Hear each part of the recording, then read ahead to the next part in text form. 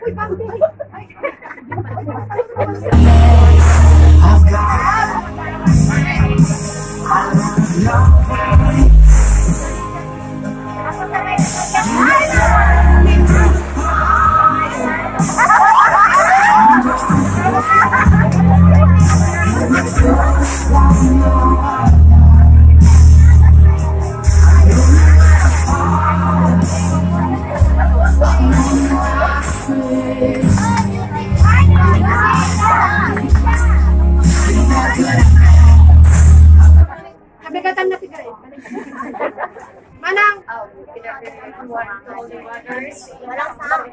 all the mothers na narito ngayon, I do believe na hindi madali.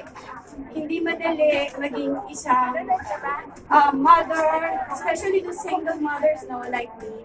Hindi madali na malayo sa pamilya, hindi madali na malayo sa mga anak.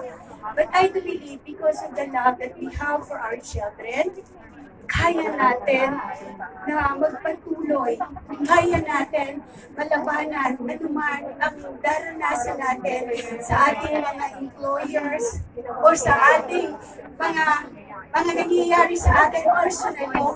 Kaya I just want to encourage everyone na being a mother, we need to be the best example for our children.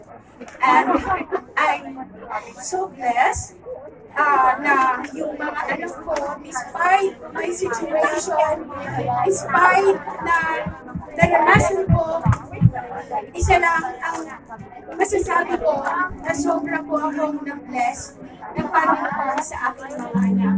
Kaya patuloy natin iparamdam ang pagmamahal sa ating mga anak kahit tayo